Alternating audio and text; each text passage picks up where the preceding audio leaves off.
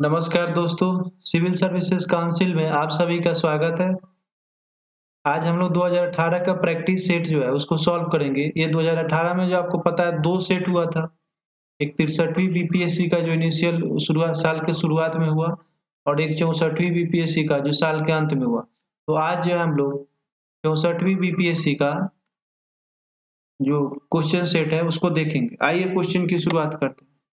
पूछ रहा है कि इनमें से कौन सा देश जो है लैंडलॉक्ड कंट्री है?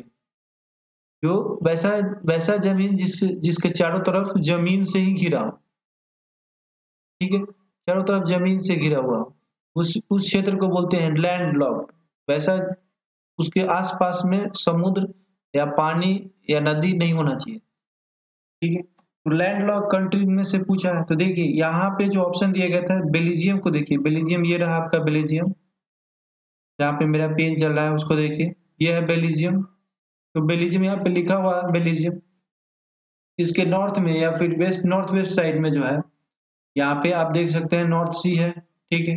इंग्लिश चैनल इस इधर से गुजर रहा है, तो ये नहीं हो सकता है, ठीक है? अब दूसरा देखेंगे हम लोग, दूसरा ऑप्शन जो है वो हंगरी का है, तो यहाँ पे है हंगरी।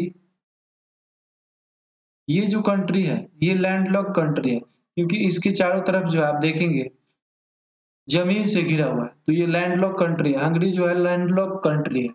वैसे यूक्रेन को देखिए, यूक्रेन ऑप्शन में दिया हुआ था, तो यूक्रेन जो है उसके वेस्ट में ब्लैक सी है, ये लैंडलॉक्ड कंट्री नहीं है, ठीक है?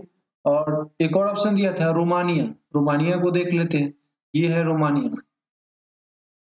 तो ये भी जो है रोमानिया जो देश है, ये भी जो है लैंडलॉक्ड कंट्री नहीं है, क्योंकि इसके इसके एक साइड में समुद्र से जुड़ा हुआ है, तो ठीक है? सिर्फ और सिर्फ हंगरी जो एक जो 4 ऑप्शन दिया हुआ है, उसमें हंगरी एक ऐसा देश है, जो कि लैंडलॉक्ड कंट्री है, ठीक है? आप और भी देश देख सकते हैं, जैसे यहाँ पे इटली देखिए, इटली भी लैंडलॉक्ड कंट्री नहीं है और पुर्तगाल जो है लैंडलॉक्ड कंट्री नहीं है, एंडोरा जो लिखा गया है, वो भी लैंडलॉक्ड नहीं है, फ्रांस जो है ये भी लैंडलॉक्ड कंट्री नहीं है, ठीक है? तो ये आप देख सकते हैं, पोलैंड जो है ये भी लैंडलॉक्ड कंट्री नहीं है। यहाँ पे देखिए इस्तोनिया है, लातविया है, लिथुआनिया है, बेलारूस है। आप मैप के माध्यम से बहुत सारे यूरोपियन कंट्रीज़ हैं, उनको देख सकते हैं, ये सारी यूरोपियन कंट्रीज़ हैं, ठीक है? तो ये स्वीडन है, ये भी लैंडलॉक्ड नहीं है, नॉर्वे है, फिनलैंड है, ये भी लैंडलॉक्ड कंट्री नहीं है, ठीक है? और भी आप जैसे ये सर्बिया है, सर्बिया जो है, सर्बिया लैंडलॉक्ड कंट्री है। यहाँ पे आप देख सकते हैं ये लैंडलॉक्ड कंट्री है। तो फैलाव जो है चारों तरफ जो है लैंड से घिरा हुआ है, ठीक है? अगर उसके चारों तरफ लैंड हो तो वो लैंडलॉक्ड कंट्री होगा। अगर उसके एक साइड में भी पानी हो तो उसको लैंडलॉक्ड कंट्री नहीं बोलेंगे, ठीक है? अब largest island among the flowing Borneo, great Britain, Madagascar, Sumatra, ठीक है? तो इनमें सबसे बड़ा आइलैंड पूछ रहा है, तो आप ध्यान में रखिएगा बोर्नियो जो है सबसे बड़ा आइलैंड है। इन जो ऑप्शन दिया हुआ है ग्रेट ब्रिटेन, मडागास्कर और सुमात्रा, इन सब में बोर्नियो सबसे बड़ा आइलैंड है और ये विश्व का तीसरा सबसे बड़ा आइलैंड है। आपको यहाँ पे बताते चलें कि ये एशिया का सबसे बड़ा आइलैंड है। आइए बोर्नियो को मैप में देख लेते हैं।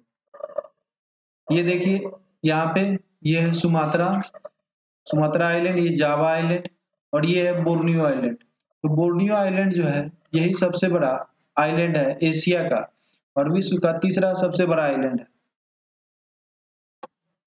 Mediterranean climate does not prevail over, बोला कि मेडिटेरेनियन क्लाइमेट किस क्षेत्र में नहीं पाया जाता है?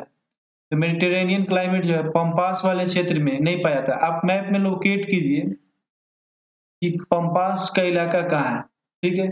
तो वहाँ पे आप देखेंगे कि वहाँ पे मेडिटेरेनियन क्लाइमेट जो है नहीं पाया जाता है। वैसे मैं आपको बता दूँ, यहाँ पे एक मैप के माध्यम से मैं यहाँ पे बता देता हूँ, ये जो है मेडिटेरेनियन क्लाइमेट है। इस क्षेत्र में जो है मेडिटेरेनियन सी है और इसी के आस-पास जो है मेडिटेरेनियन क्लाइमेट मिलता है, ठीक है? मेड क्लाइमेट मिलता है, मेडिटेरेनियन क्लाइमेट मिलता है। जलडमरू मध्य का जो मौसम है वो इसके आस-पास मिलता है। तो पंपास आप लोकेट कीजिए कि वो कहाँ है, जिसके अराउंड जो है, उसके आस-पास जो है मेडिटेरेनियन क्लाइमेट नहीं पाया जाता है। वैसे आप मडागास्कर यहाँ पे जो एडिलेड, केप टाउन, ठीक है, एडिलेड जो है ऑस्ट्रेलिया में है, वहाँ पे देखिए किस तरह का क्लाइमेट है। केप टाउन में आप देखिए, चाइल्ड में देखिए किस तरह का क्लाइमेट है। इन सारे कंट्रीज को एक बार सर्च कर लेंगे आप मैप के माध्यम से। अब यहाँ पे क्वेश्चन पूछ रहा है कि कौन सा जो पार्ट है, ये जो ऑप्शन दिया हुआ है, उसमें मेघालयन प्लेट्यू यानी मेघालय पठार का भाग नहीं है। तो एक ऑप्शन दिया है गारो, भुवन, खासी और जैंतिया। तो आप जानते हैं मेघालय का जो पठारी इलाका है उसमें गारो हिल्स पाया जाता है, खासी हिल्स पाया जाता है और जैंतिया हिल पाया जाता है। ठीक है, तो भुवन हिल्स जो है ये जो है मेघालय के पठार से संबंधित नहीं है, तो इसका आंसर क्या होगा? भुवन हिल्स।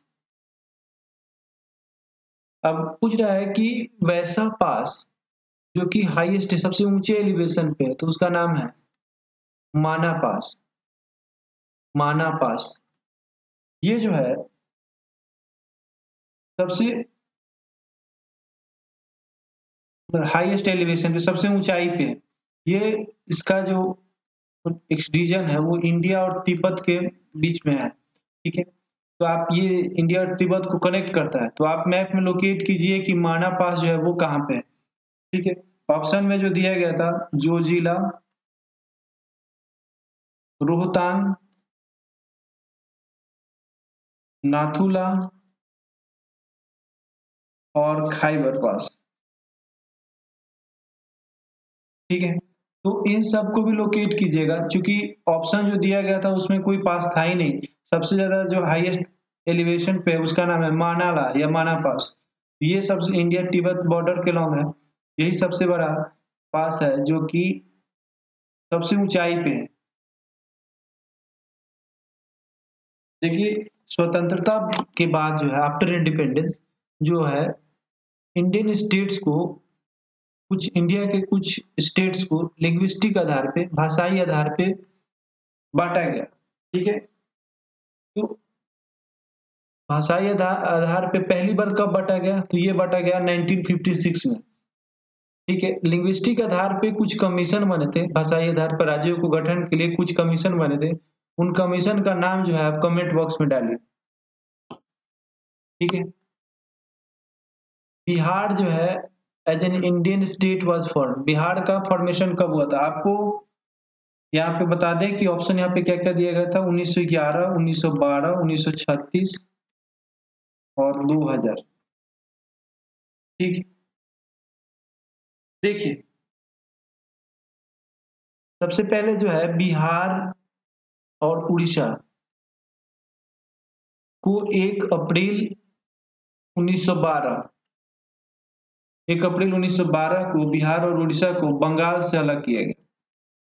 और 1 अप्रैल 1936 को जो है बिहार जो है उड़ीसा से अलग होता है। और फिर क्या होता है, 15 नवंबर को बिहार और झारखंड अलग होता है। ठीक है, तो पूछ रहा है कि बिहार एक स्टेट के तौर पे पहली बार कब अलग हुआ था? अगर पहली बार पूछे ना तो इसका आंसर क्या होगा? 1912 में। क्योंकि आप देखिए बिहार जो है पहली बार अलग हुआ था बंगाल से, वो 1 अप्रैल 1912 को हुआ था। तो उसमें जो है बिहार बिहार जब बंगाल से अलग हुआ था तो उसके साथ साथ बिहार जो है उड़ीसा के साथ बना रहा। लेकिन 1 अप्रैल 1936 को जो है बिहार और उड़ीसा अलग हो गया। उसके बाद क्या हुआ कि 15 नवंबर 2000 को बिहार और झारखंड को अलग कर दिया गया। बिहार बिहार और झारखंड अलग हो गया। 15 नवंबर को जो है आपको पता है 15 नवंबर को अ, बिरसा मुंडा का जो है जन्मदिन है। उन्हीं के जन्मदिन पर जो है झारखंड का एक अलग राज्य का गठन हुआ था। तो 15 नवंबर को आप ध्यान में रखिएगा, बिरसा मुंडा का जन्म तिथि भी है। ठीक है, which part of Bihar is geologically older in age relatively? ठीक है, बिहार का कौन सा भाग जो है सबसे ज्यादा पुराना है कंपेरेटिवली? अब क्या कौन कौन सा ये क्षेत्र दिया हुआ था उसको आप देख लीजिए। एक ऑप्शन था रोहतास का पठार। ठीक है, दूसरा था उत्तर पश्चिम की पहाड़ियां। ठीक है। अब तीसरा था खड़गपुर की पहाड़ियां, और चौथा था गंगा, उत्तरी गंगा का मैदान।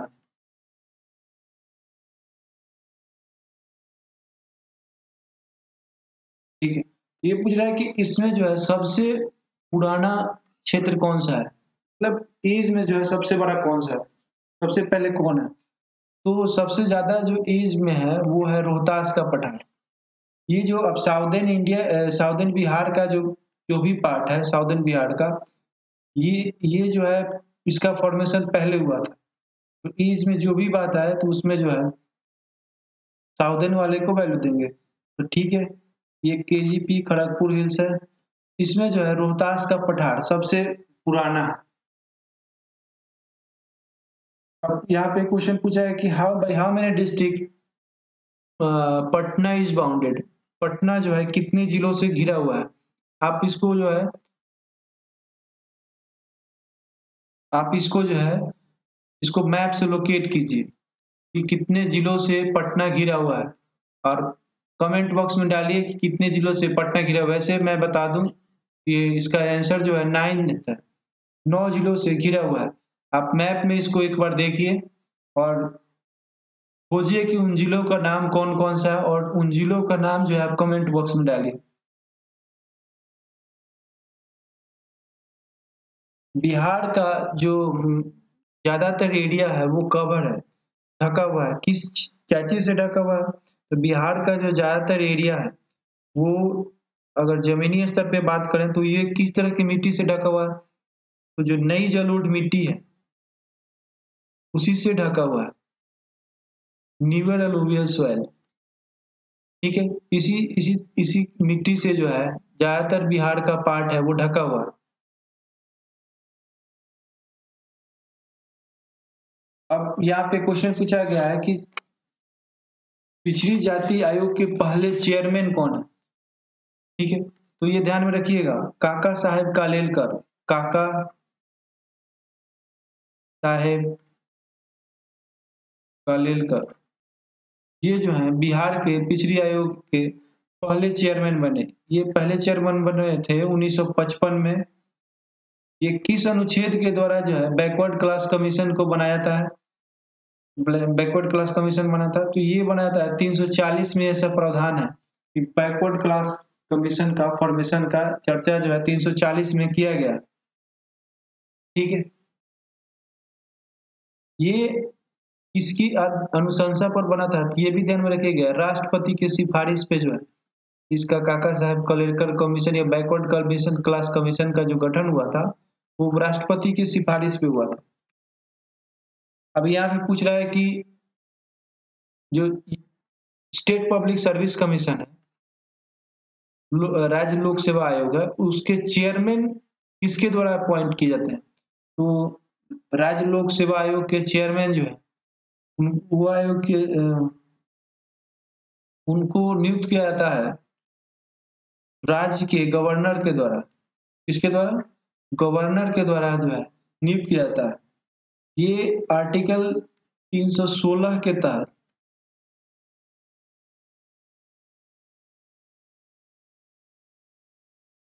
ये आते हैं। ठीक है।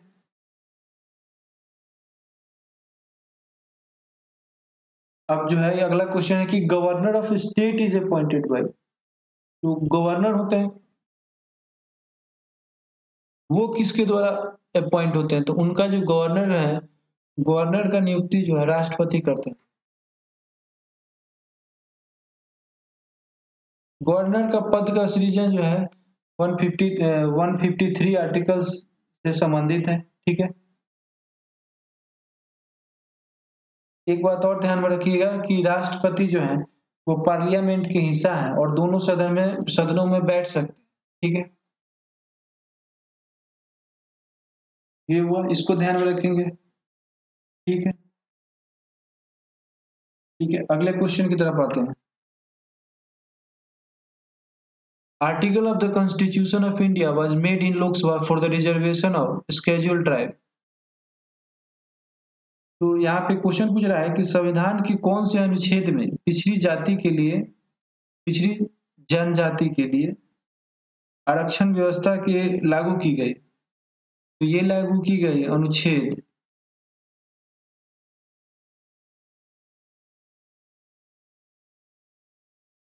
330 के तहत। 330 के तहत जो है स्केड्यूल ट्राइब का गठन किया गया, जनजातीय जो है अनुसूचित जनजाति का गठन आर्टिकल 330 के तहत किया गया। ठीक है, अब यहाँ पे तो बताया गया है कि किस साल जो है वो झारखंड का गठन हुआ, तो ये हुआ 15 नवंबर 2000 को, इसको ध्यान में रखिएगा। सरकरिया commission empowered to recommend changes in center-state relations submitted its report in। Sarkaria commission का गठन हुआ था राज्य और जो केंद्र और राज्य के बीच का जो संबंध है उसको सुधारने के लिए। तो उन्होंने अपना रिपोर्ट जो है कब रिपोर्ट जो है जमा किया था, सबमिट किया था, तो इन्होंने रिपोर्ट सबमिट किया था 1988 को। और आप ध्यान में रखेंगे सरकरिया जो कमीशन है वो संबंधित है सेंटर स्टेट रिलेशन से। तो ये क्वेश्चन को फ्रेम में थोड़ा सा चेंज भी किया जा सकता है कि ये भी पूछा जा सकता है कि सरकरिया कमीशन किससे संबंधित है, क्या ये भाषाई आधार पर राज्यों के गठन से संबंधित है, फंडामेंटल राइट से संबंधित है, या फिर और भी ऑप्शन दिया जा सकता है। तो ये ध्यान में रखेंगे, ये सेंटर स्टेट राज्य और केंद्र और राज्य के संबंधों से संबंधित है। ठीक है, अटॉर्नी जनरल का जो पद है वो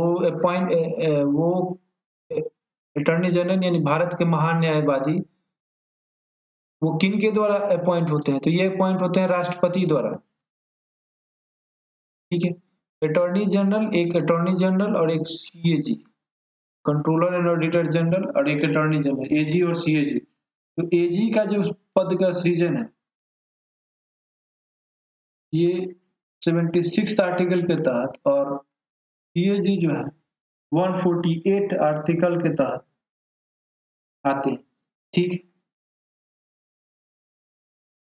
self help group was an effective tool for the elevation of poverty. बोला कि स्वयं सहायता ग्रुप का जो गठन हुआ था वो इफेक्टिव टूल था। ठीक है, क्या चीज के लिए? तो गरीबी मिटाने के लिए। Who has given the idea of self help group? किसने जो है सेल्फ हेल्प ग्रुप का आइडिया जो है दिया था?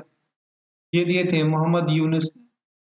मोहम्मद यूनुस ने जो है सेल्फ हेल्प ग्रुप, स्वयं सहायता ग्रुप का आइडिया दिया था। मोहम्मद यूनुस जो है बांग्लादेश से संबंधित।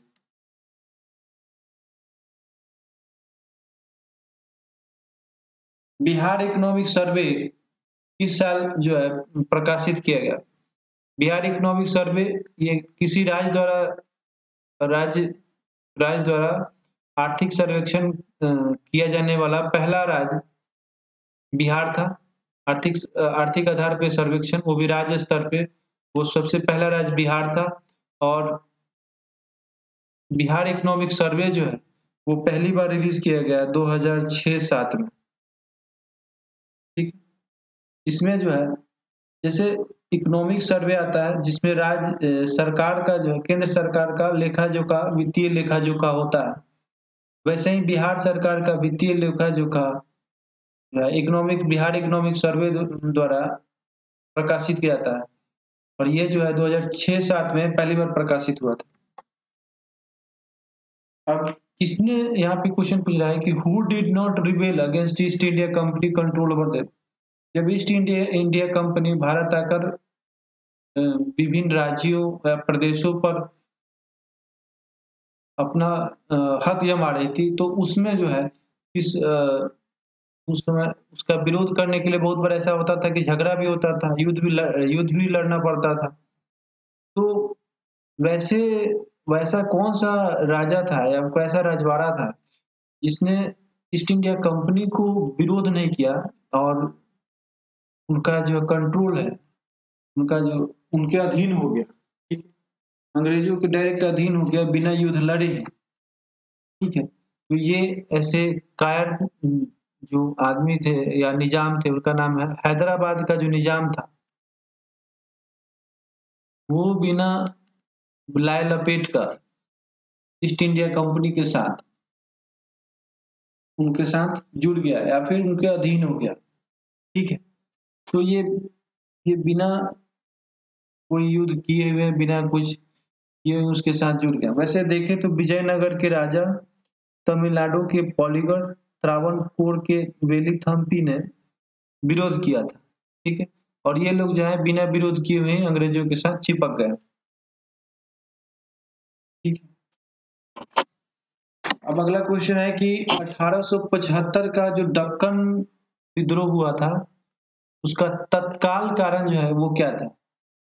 ये तत्काल कारण जो था वो ध्यान में रखेंगे, हाई रेट।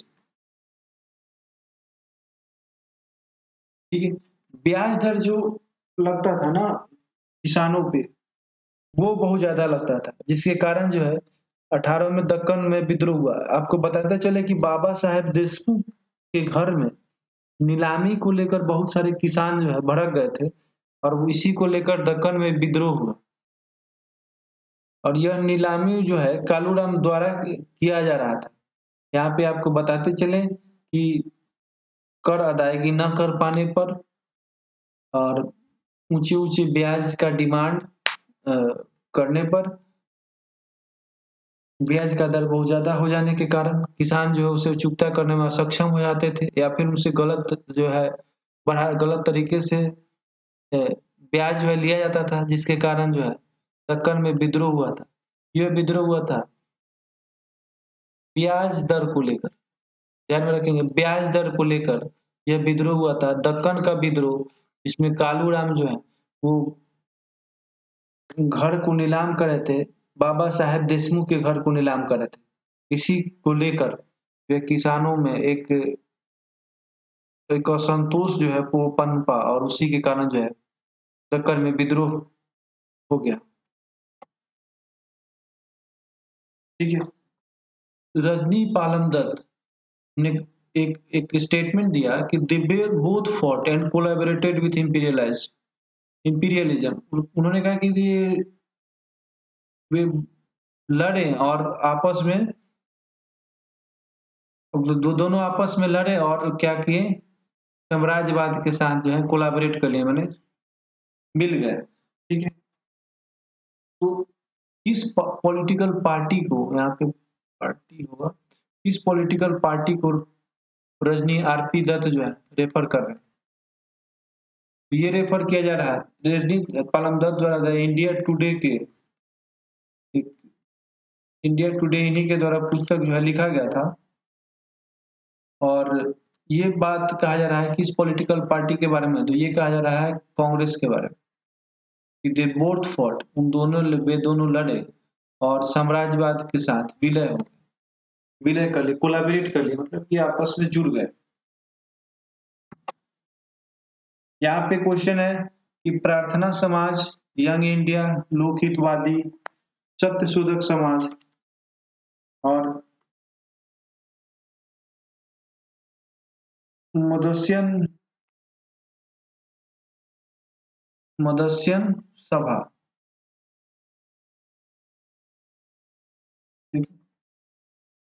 तो इन सब के जो है लेखक कौन है? तो प्रार्थना समाज के आप ध्यान में रखिएगा, प्रार्थना समाज के लेखक हैं आत्माराम पांडुरंग। आत्माराम पांडुरंग प्रार्थना समाज के लेखक हैं। यंग इंडिया के लेखक गांधी जी हैं। और लोकहितवादी के लेखक जो हैं गोपाल हरि देशमुख हैं। गोपाल हरि देशमुख, गोपाल हरि देशमुख लोकहितवादी के लेखक हैं। यंग इंडिया के लेखक महात्मा गांधी जी हैं। और प्रार्थना समाज के आत्माराम पांडुरंग।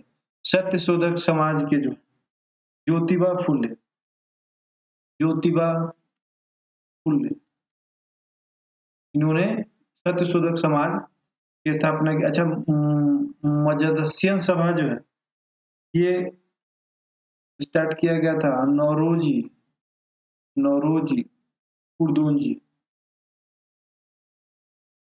खुर्दुंजी द्वारा मजदसियन सभा का आरंभ किया गया था। तो प्रार्थना समाज, आत्माराम पांडुरंग, यंग इंडिया गांधी जी, लोक हितवादी गोपाल हरि देशमुख, सत्य शोधक समाज ज्योतिबा फुले और मजदसियन सभा नौरोजी खुर्दुंजी के द्वारा स्थापित किया गया था। यहाँ पे पूछ रहा है कि द हिंदू है, केसरी है, बंगाली है और हिंदुस्तानी सुधारक, तो ये जो पत्रिकाएं हैं उसके एडिटर कौन है? चीफ एडिटर यानी मुख्य संपादक कौन रहे? तो हिंदू के रहे सुब्रमण्यम अय्यर, सुब्रमण्यम अय्यर, ये जो है द हिंदू के संपादक रहे। केसरी से संबंधित व्यक्ति कौन है? तो बाल गंगाधर तिलक, बाल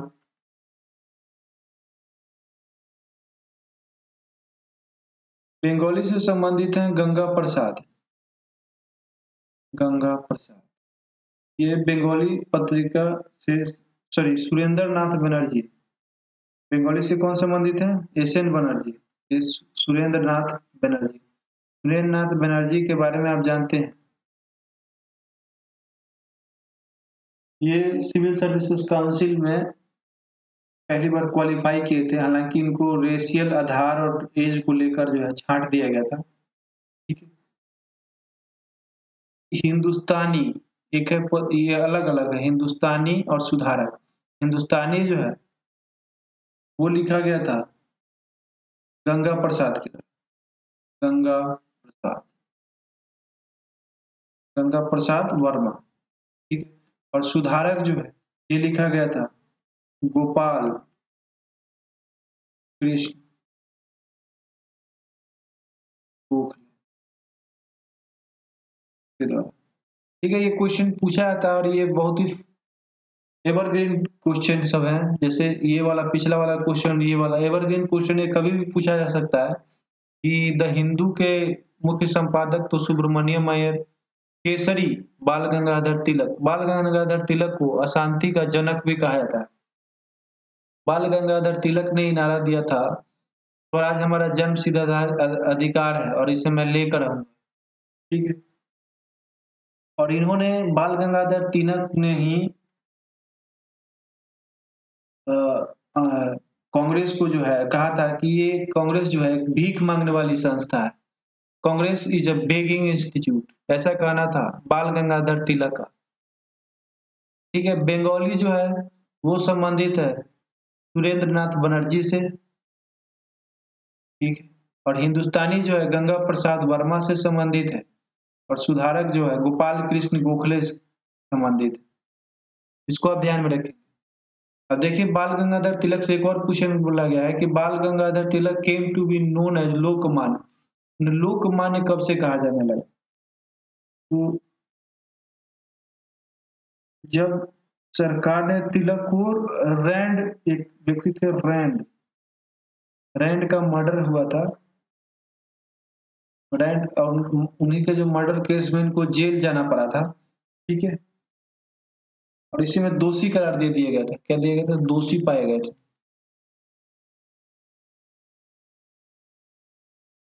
तो रैंड का जो मर्डर था उसमें ये दोषी पाए गए थे, और इसी दोषी पाए जाने के कारण उन्हें जेल भी होता है, 6 साल तक लगभग जेल में रहते हैं, और जेल से जब बाहर निकलते हैं तो उन्हें लोकमान्य का उपाधि दिया जाता है। तो रैंड मर्डर केस के बाद जो है उन्हें लोकमान्य का उपाधि दिया गया था। ठीक है, आपको मैंने पहले भी बताया कि लोकमान्य तिलक को, लोकमान्य तिलक या फिर बाल गंगाधर तिलक है, बाल गंगाधर तिलक है, बाल गंगाधर तिलक जो है अशांति के जनक कहे जाते हैं, और इन्होंने कांग्रेस को एक भीख मांगने वाली संस्था कहा था। इन्होंने कहा था Congress is a begging institute, Congress जो है एक भीख मांगने वाली संस्था है। How old was Bhagat Singh when he threw bombs in the assembly against the Britishers? Bhagat Singh का उम्र यहाँ पे पूछा जा रहा है जब उन्होंने असेंबली में बम फेंका था, ठीक है, ब्रिटिशर्स के खिलाफ।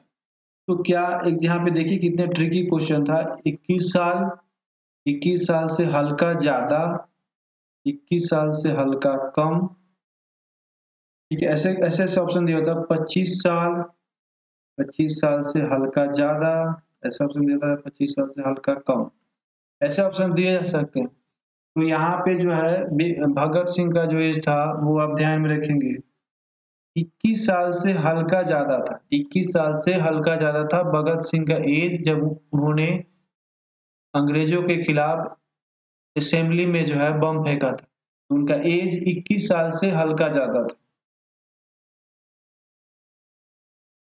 तो Jallianwala Bagh massacre took place in which context of Gandhi ji. Jallianwala हत्याकांड जो है गांधी जी के किस संदर्भ में हुआ, किस सत्याग्रह के संदर्भ में हुआ, ऐसा क्वेश्चन पूछा जा रहा है कि जलियांवाला बाग हत्याकांड गांधी जी के सत्याग्रह किस सत्याग्रह के संदर्भ में हुआ। तो ये हुआ था रॉलेट एक्ट के तहत। रॉलेट सत्याग्रह। जलियांवाला बाग जो हत्याकांड था वो गांधी जी के रॉलेट सत्याग्रह का सत्याग्रह के संदर्भ में हुआ था। यहाँ पे आपको बताते चले, सत्यपाल और सैफुद्दीन किचलू के अरेस्ट के विरोध में लोग जो है जलियांवाला मैदान में जमा हुए थे, लेकिन उन्हें ये पता नहीं था कि प्रिवेंटिव डिटेंशन जो है वो अंग्रेजों द्वारा लगाया गया। इसके बारे में सूचना जो है दिया नहीं गया था लोगों को। और और और उसके बाद जो घटना है जलियांवाला कांड हो जाता है, हजारों लोगों का अंधाधुंध फायरिंग किया जाता है और मार दिया जाता है। यहाँ पे आपको बता दें कि रॉलेट एक्ट जो है वो 18 मार्च 1919 को आया था। रॉलेट सत्याग्रह का स्टार्ट कब हुआ था? देखिए रॉलेट, तो एक है रॉलेट एक्ट। रॉलेट एक्ट आया 18 मार्च को 1919 में, और रॉलेट सत्याग्रह हुआ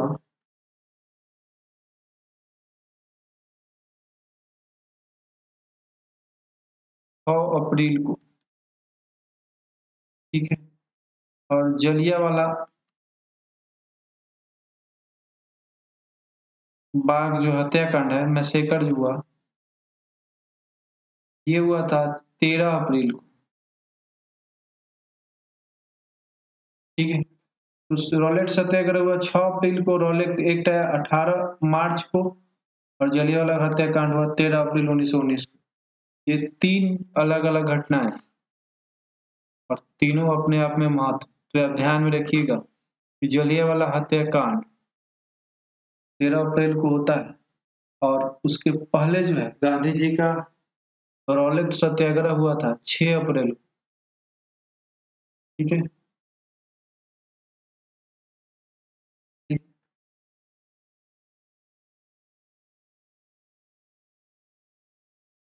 यहाँ पूछा जा रहा है कि गांधी जी के नमक सत्याग्रह, जो नमक सत्याग्रह था, जो बिहार में जो चल रहा था, वहां पे तो नमक कानून तोड़ने के अलावा लोगों ने जो है गवर्नमेंट को किस तरह का टैक्स देने से मना कर दिया। तो इन्होंने चौकीदारी टैक्स देने से मना कर दिया। बिहार के लोगों ने जब नमक सत्याग्रह चालू हुआ, स्टार्ट हुआ, तो बिहार में नमक सत्याग्रह कानून का तो अवहेलना हुआ ही, साथ साथ जो चौकीदारी टैक्स जो दिया जाता था उसे लोगों ने देने से इनकार कर दिया। तो ठीक है, चौकीदारी टैक्स को देने से इनकार कर दिया। अब यहाँ पे है कि the elected government of Bihar resign in 1938 for which region. जो सरकार चुनी गई थी, उन्होंने बिहार में जो सरकार चुनी गई थी उन्होंने 1938 में रिजाइन दे दिया। क्यों रिजाइन दिया? तो यहाँ पे बता दें कि मोहम्मद यूनिस के रिजाइन के बाद श्री कृष्णा सिंह ने सरकार बनाया था। ठीक है। और जो भी पॉलिटिकल राजनीति के जो जाने माने चेहरे थे, उनको जो है बंदी बना लिया गया था। ठीक है। तो उसी के विरुद्ध में जो है, जो राजनेता थे उन्हें जेल में बंद कर दिया गया था। और श्री कृष्णा सिंह चाहते थे कि उन लोगों का जो है रिहाई हो, जल्द से जल्द रिहाई हो। उसी के विरुद्ध में जो है उन्होंने सरकार, कृष्णा सिंह ने जो है रिजाइन दे दिया था। कृष्णा सिंह की सरकार ने रिजाइन दिया था, ऐसा कहना ज्यादा सही होगा। कृष्णा सिंह की सरकार ने जो है रिजाइन दिया था कि पॉलिटिकल जो प्रिजनर थे उनको रिलीज रिलीज किया जाए, ऐसा उनका डिमांड था। जो भी नेता हैं उनको छोड़ा जाए, जेल से रिहा किया जाए। ठीक है। और इसी के विरोध में जो है रिजाइन किए थे। What is triglyceride? ट्राइग्लिसराइड क्या है? ट्राइग्लिसराइड एक टेस्ट होता है। ये टेस्ट होता है, आपके शरीर से खून लिया जाता है और खून लेकर ये टेस्ट किया जाता है कि आपके शरीर में जो है गुड कोलेस्ट्रॉल और बैड कोलेस्ट्रॉल पता करने के लिए। तो ये गुड कोलेस्ट्रॉल और बैड कोलेस्ट्रॉल है क्या? तो ये बेसिकली फैट है। यानी जब ट्राइग्लिसराइड क्या है? तो फैट है। ट्राइग्लिसराइड जो है वो फैट है। तो ट्राइग्लिसराइड का जो टेस्ट होता है वही, उसमें आपको टेस्ट में ये टेस्ट किया जाता है, जांचा जाता है कि आप में जो है फैट जो है कितना है, शरीर में फैट कितना है। तो कुछ फैट जो होता है वो अच्छा होता है, कुछ कुछ फैट जो है बुरा होता है। अगर बूढ़े वाले का कोलेस्ट्रॉल बढ़ रहा है, यानी बैड कोलेस्ट्रॉल बढ़ रहा है, तो उससे जो है आपको हार्ट वगैरह, हार्ट का पेशेंट बनने का डर रहता है, प्रेशर जो है हाई हो जाता है। और जो गुड कोलेस्ट्रॉल है वो स्वास्थ्य के लिए सब लाभदायक है। तो एक तो है गुड कोलेस्ट्रॉल जो आपके पास होना चाहिए, और दूसरा है बैड कोलेस्ट्रॉल। कोलेस्ट्रॉल भी दो तरह का होता है।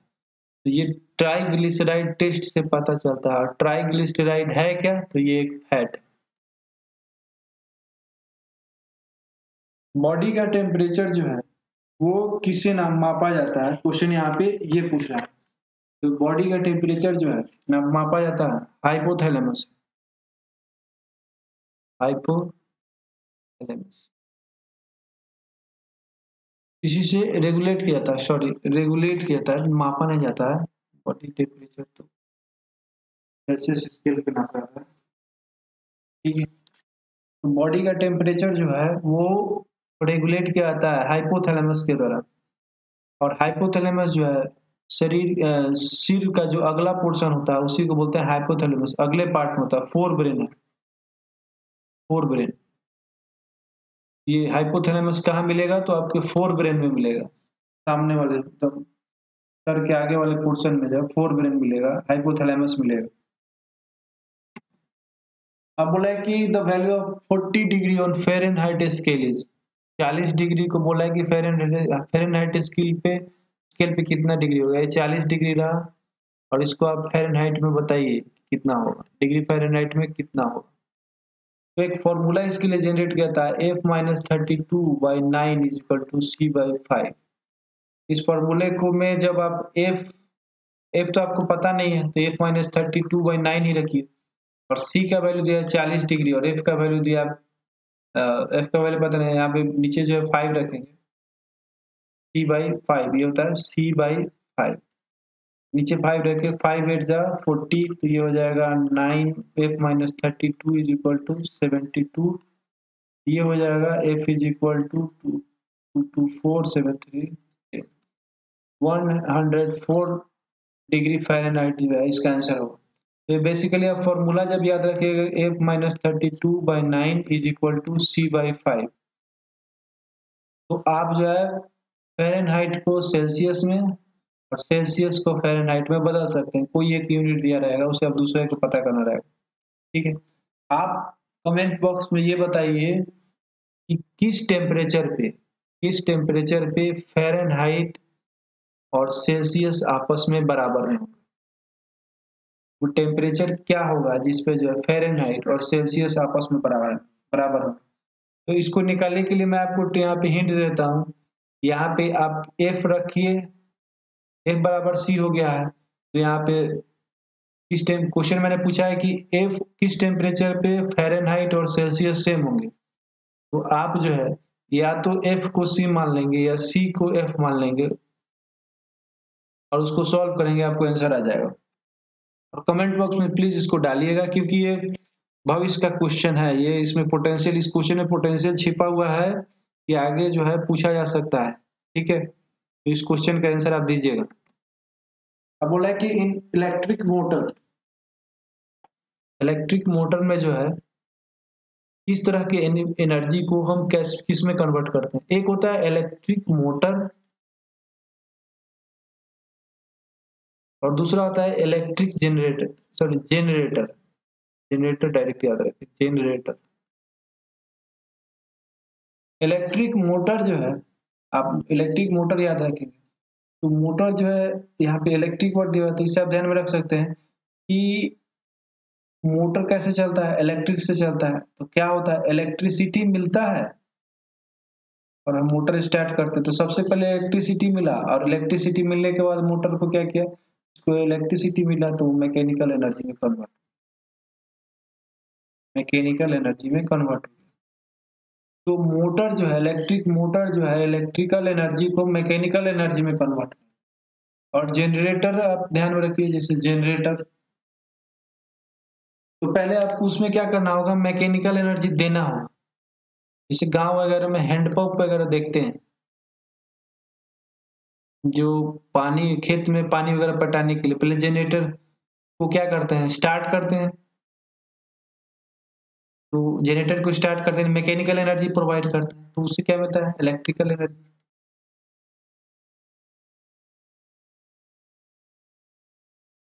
याद रखने के लिए बताया गया।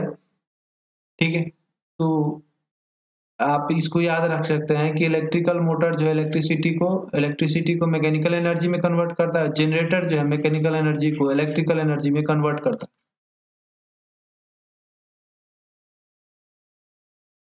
अब बोला है कि the earliest evidence of animal domestication, ठीक है, and agriculture in India has come from. सबसे पुराना साक्ष्य कहाँ से मिला है, जहाँ पे ये बताया गया है कि पालतू जानवरों और खेती का जो साक्ष्य है वो सबसे पहले कहाँ मिला। ये मिला है मेहरगढ़ में। मेहरगढ़, ठीक है, बलूचिस्तान के पास का ये इलाका है। उसी के पास जो है जानवरों को पालतू बनाने का साक्ष्य और खेती का जो प्रमाण है वो मिला है। तो ये मिला है मेहरगढ़। अब बोला कि after the Mahaparinirvan of Lord Buddha the first Buddhist council was held at. पहला बौद्ध संगीति जो है महाबुद्ध के परिनिर्वाण के बाद पहला बौद्ध संगीति कहाँ हुआ था। आइए हम देख लेते हैं चारों संगीति को एक बार फिर से। पहला, दूसरा, तीसरा और चौथा। जो पहला बौद्ध संगीति हुआ था वो हुआ था राजगीर में। दूसरा कहाँ हुआ था, वैशाली में। तीसरा पाटलिपुत्र में। और चौथा जो है कश्मीर में हुआ था। अब राजगीर के में जो पहली बार हुआ था उसके उसके उस समय जो राजा थे उनका नाम था अजात शत्रु। अजात शत्रु, ठीक। और जो वैशाली में हुआ उसको, उसका जो उस समय जो राजा थे उनका नाम था कालासो। अब पाटलिपुत्र में जो हुआ उस समय राजा थे अशोक। और चौथा जो कश्मीर में हुआ था उसके राजा का नाम था कनिष्क, ठीक। और ये भी आप ध्यान में रखिएगा कि ये जो इसके जो पहले अध्यक्ष थे, पहला वाला जो बैठक हुआ था उसके अध्यक्ष थे महाकश्यप। महाकश्यप। और दूसरा जो हुआ था उसके अध्यक्ष थे सुबुकामी। सुबुकामी। और तीसरा जो पाटलिपुत्र में हुआ था उसके अध्यक्ष थे मोगलीपुतीस।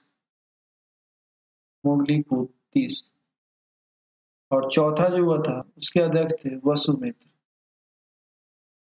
तो ये आप ध्यान में रख सकते हैं, कौन कहाँ पे हुआ, उसके राजा और उसके अध्यक्ष। ये 4 बौद्ध सम्मेलन संगति हुआ और चारों बौद्ध सम्मेलन को मैंने आपके सामने रख दिया। तो इसको ध्यान में रखेंगे। ये क्वेश्चन का बार-बार इसका जो है अलग तरीके से फ्रेम किया जाता है, लेकिन ये कहीं न कहीं पूछने का प्रबल संभावना बना रहता है। अब पूछ रहा है कि who among the following issued gold coins on large scale? इसने जो है सबसे ज्यादा सोने के सिक्के जारी किए हैं। क्या वो पुष्यमित्र, मिनेंडर, बीमा कटफेसिस, गौतमीपुत्र सतकर्णी? तो ये आप याद रखिएगा, बीमा कटफेसिस ने सबसे ज्यादा सोने के सिक्के जारी किए। अब बोल रहा है कि the rising and setting of sun is due to earth rotation of earth on axis, who said this? सूर्य जो है दिन और रात का जो होता है वो पृथ्वी के अपने अक्ष पे घूर्णन के कारण होता है। तो ऐसा किसने कहा था? तो ऐसा कहा था आर्यभट्ट ने। पहली बार ऐसा कहा था आर्यभट्ट, भारत के आर्यभट्ट ने इन्होंने ही कहा था सबसे पहले कि जो पृथ्वी जो है अपने एक्सिस पे, अपने अक्ष अक्ष पे, ये जो अक्ष है इसी पे घूर्णन करती है और उसी के कारण जो है दिन और रात होता है। ऐसा कहा था भारतीय वैज्ञानिक आर्यभट्ट। और यहाँ पे क्वेश्चन पूछा है कि एक क्वेश्चन पूछा गया था, काफी विवादास्पद क्वेश्चन रहा था कि पेरिप्लस ऑफ द इरिथ्रियन सी जो है वो किसके द्वारा लिखा गया था? तो इसको इसको लिखा था, इसको एनोनिमस ने लिखा था, एनोनिमस। अब एनोनिमस कोई व्यक्ति का नाम नहीं है, ध्यान में रखिएगा। जैसे कोई कविता, कोई कहानी कोई लिख देता है और वहां पे अपना नाम वगैरह नहीं बताता है, ठीक है। आपके पास एक ऐसा पुस्तक है जिसमें सारा कहानी, कविता, जो भी चीज है वो कंटेंट दिया गया और उसमें आपका नाम नहीं मिला कि उसको लिखा किसने, तो उसी को बोलते हैं एनोनिमस, अदृश्य, ठीक है। नाम अदृश्य, अदृश्य व्यक्ति ने लिखा था जिसको देखा नहीं गया। तो पेरिप्लस ऑफ द इरेथ्रियन सी जो है एनोनिमस, उसके ऑथर को अभी तक नहीं जाना गया है कि ये किसने लिखा, ठीक।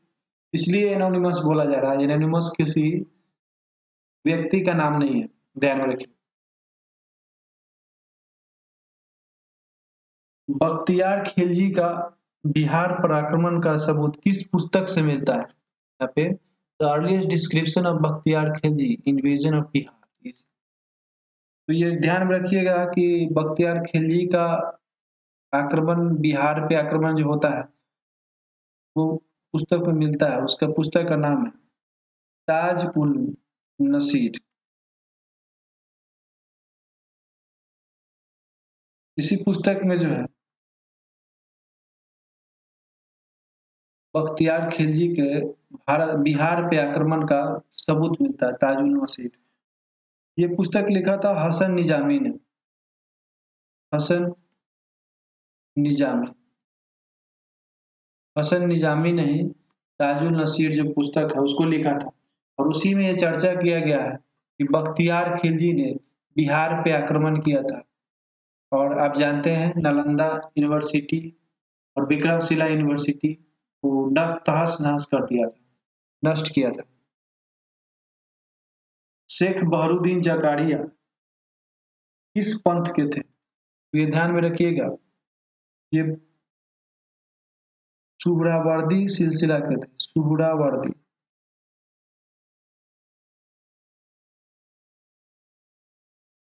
सिलसिला के थे, ठीक। तो बहाउद्दीन जकारिया जो है किस सेक्ट से थे? तो ये सेक्ट था उनका सुहरावर्दी सिलसिला, ठीक है। इसको आप ध्यान में रखिएगा। किसने अपने सैन्य टुकड़ियों को देखिए कितने में बांट रखा था? तो 200, 250 और 500 में बांट रखा था। तो किसने जो है अपने सैन्य टुकड़ियों को 200, 250 और 500 में बांट रखा था? तो उस व्यक्ति का नाम था बहलोल लोधी, बहलोल लोधी। तो बकलोल न समझ लीजिएगा, बहलोल लोधी है, ठीक है। बहलोल लोदी ने ही 200, 250 और 500 में जो है अपने सेनाओं को बांट रखा था। बहलोल लोदी को लोदी वंश का संस्थापक माना जाता है। ठीक है, ये संस्थापक था। बहलोल लोदी क्या था? लोदी वंश का संस्थापक। ठीक है,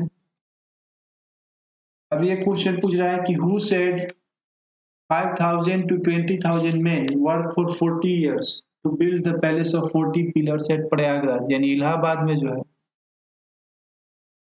का जो महल है उसके 40 पिलर को बनाने में उसमें कितने व्यक्ति लगे थे? 5,000 से लेकर 20,000 तक, 20,000 तक आदमी लगे थे। ठीक है, जो अकबर के समय में, अकबर के काल में, ये प्रयागराज के समय जो बन रहा था उसको बनाने में, 40 पिलर बनाने में 50,000 से 5,000 से 20,000 तक व्यक्ति लिए गए थे। ऐसा किसने कहा था? ऐसा कहा था विलियम फिंच ने।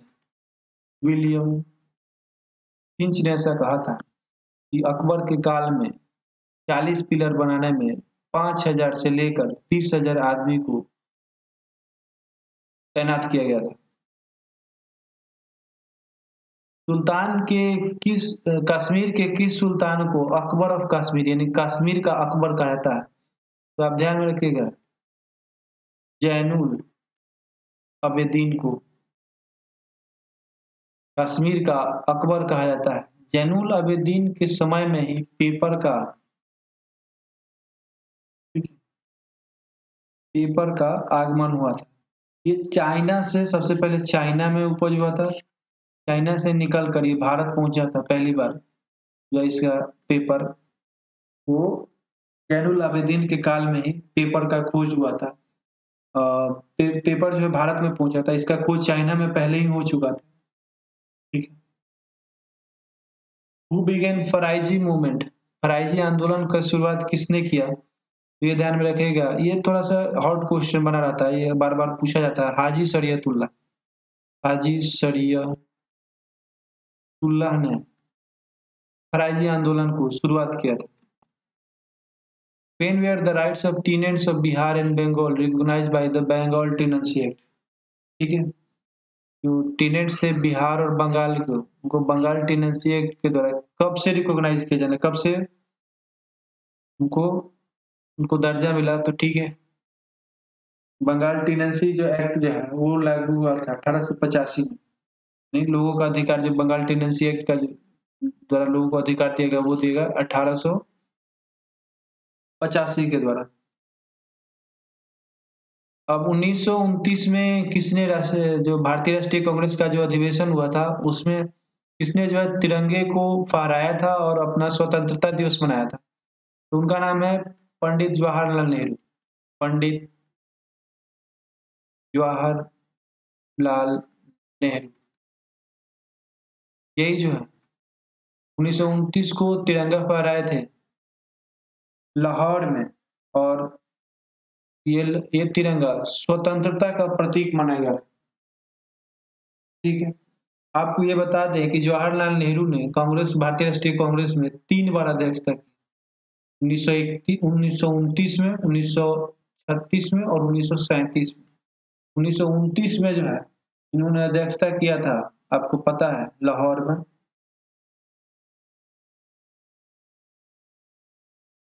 1929 का अध्यक्षता इन्होंने लाहौर में किया था। 1936 का अध्यक्षता इन्होंने लखनऊ में किया था। ठीक है, और 1937 में का अध्यक्षता इन्होंने फैजपुर में किया था। ठीक, ये ध्यान में रखिएगा।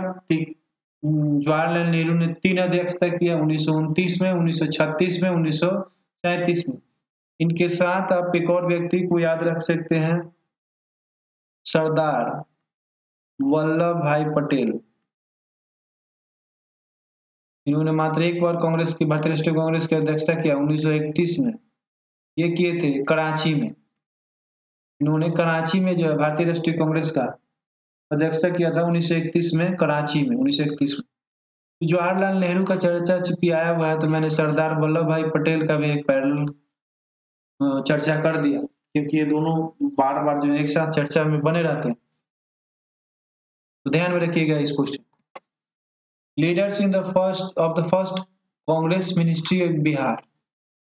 ठीक, अब ये पूछ रहा है कि जो बिहार में कांग्रेस द्वारा जो गठित जो सरकार हुआ उसके पहले नेता कौन थे। तो ये नेता थे, पहले नेता जो थे, ठीक है, पहले गठित नेता, ठीक है, सरकार में गठन होने के बाद पहले लीडर जो कांग्रेस की तरफ से बने थे उनका नाम है कृष्णा सिंह। कृष्णा सिंह, कृष्णा सिंह ये बिहार के पहले मुख्यमंत्री कहे जाते हैं। आजाद बिहार के जो भारत आजाद हुआ तो उसके बाद बिहार के पहले मुख्यमंत्री बने थे। और इनका संबंध जो है बेगूसराय जिले से है। इनका संबंध बेगूसराय जिले से है। ठीक है? तो ये रहा बीपीएससी की 64वीं का प्रैक्टिस सेट, जिसे आपने देखा। और अब इसके बाद जो है 64वीं का देख लिया आपने, 65वीं का कराया जाएगा और 66वीं का। उसके बाद हम लोग सीडीपीओ का जो सेट है उसको करेंगे। तो आज यहीं तक रखते हैं, धन्यवाद। प्लीज आप लोग जो है चैनल को सब्सक्राइब कीजिए, थोड़ा एक्टिव रहिए। और टेलीग्राम का ये जो लोगो दिखाई दे रहा है, ये लोगो आप देख सकते हैं। वैसा लोगो आप सिविल सर्विसेज काउंसिल को सर्च करेंगे तो ऐसा लोगो दिखाई देगा। तो आप जो है वहाँ पे टेलीग्राम पे सब्सक्राइब कर लीजिए, वहाँ पे वीडियो जाते रहते हैं। और इसको जो है आप सर्कुलेट कीजिए। मैं ये बार बार बोल रहा हूँ कि प्रीवियस ईयर क्वेश्चन जो है वो प्रियम्बल है, प्रियम्बल है, मतलब कि आईज है, आंख की तरह काम कर रहे हैं। आपको करना क्या है, आपको कैसे क्वेश्चन फ्रेम होते हैं बीपीएससी में, वो सब चीजें यहाँ से एक बार आप देखेंगे तो उसका ओवरऑल आइडिया मिल जाएगा। ठीक है, तो आप बीपीएससी का जो प्रीवियस ईयर क्वेश्चन है वो कहीं से ना कहीं से आप जरूर एक बार जो है देखिए। और मेरे भी वीडियोस को आप देखिए और कंपेयर कीजिए किसका वीडियो अच्छा है। जहाँ अच्छा लगे वहां से आप करते रहिए, तैयारी कीजिए। धन्यवाद।